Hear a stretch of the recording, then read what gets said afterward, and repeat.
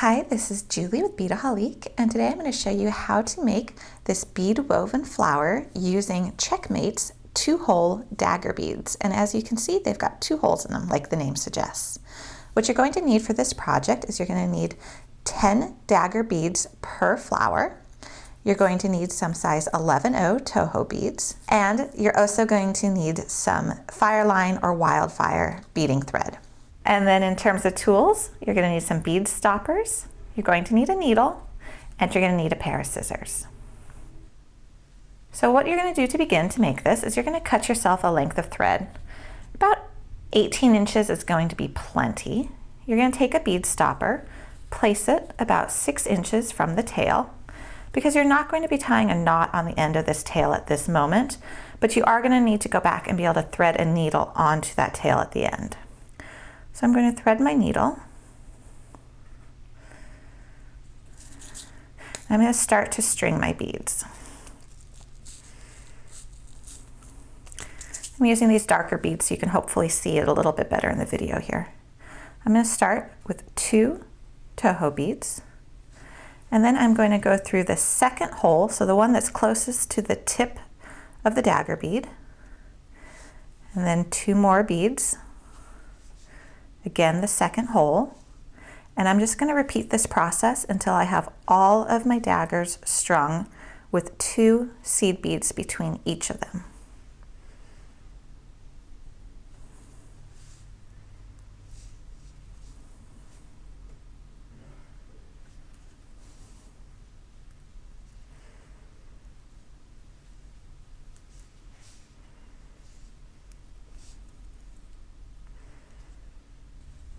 Okay, when I get to the last bead, I'm not going to add any more seed beads to the end here because eventually this is going to curl around and connect, and you can see I've already got the 2 beads needed for that space, that gap between them.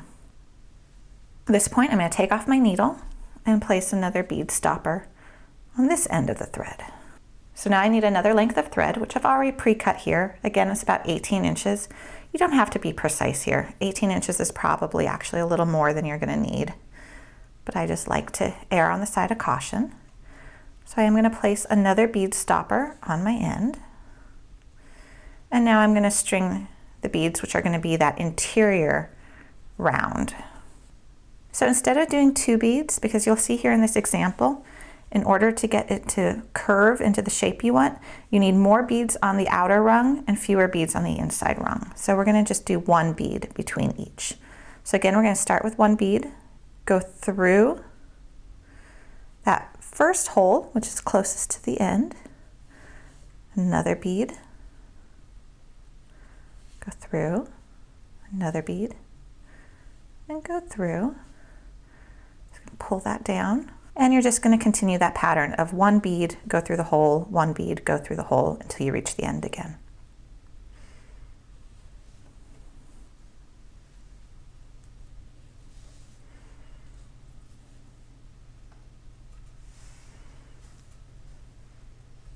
You can get a little squirrely at this point, don't worry about it. As long as you've got your bead stoppers on, your beads won't come off. Thing you want to be cautious of is just make sure it doesn't get tangled. Okay.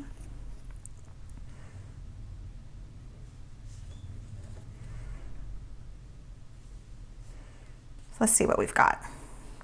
So there you go, you've got all your beads strung on, and now you just need to connect them together. Now to start to finish this flower, we're going to take the thread that still has the needle on it, remove the bead stopper from the other end of that thread. We're going to make them crisscross, and we're going to tie a knot. So start the knot like so. You can see our flower just came together, and then we're going to do another knot like so. So we have our flower. We got a little extra bead floating in there. There we go. Now what I'm going to do is I'm going to take the other ends and at this time tie them as well. So I'm removing their bead stopper. I'm going to do the same thing.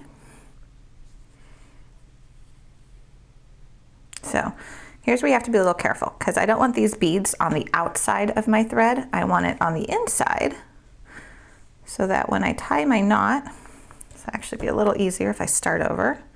It's a good thing to be cautious of. Okay, so I want the knot to go right here, basically on the edge of those threads, right butt up against that other second hole in this dagger bead. So I'm just going to carefully slide it down. There we go. Much happier. So you can see that they form a nice loop. Make sure that that thread ends up right along the side of your dagger and not between your beads. All right, so we have completed our flower and now we just need to take care of our tails. So with the thread that's still attached to the needle, I'm just going to go back in and work it along my thread path.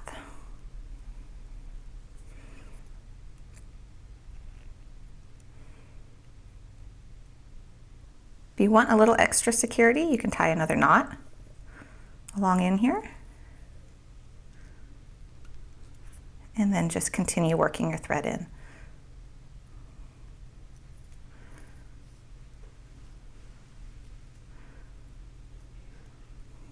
Okay, just be cautious where your thread is. Okay, I'm going to do one more knot on this one.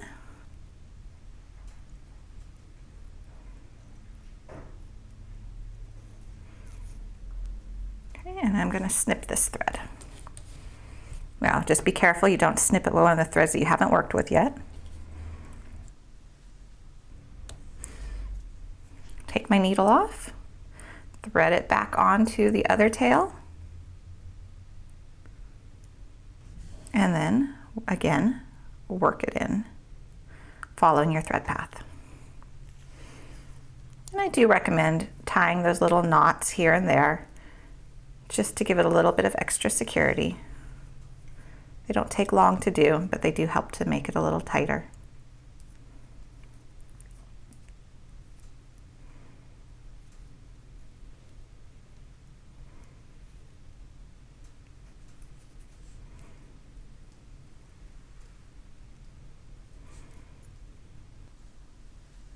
Just going to trim that thread. So you can see the middle one is done, and now to do the outer one you would just do the exact same thing. I'm not going to do that in the video here because it's the same technique as I just showed you. But there you have a little bead woven flower using Toho seed beads and CzechMates 2-hole dagger beads.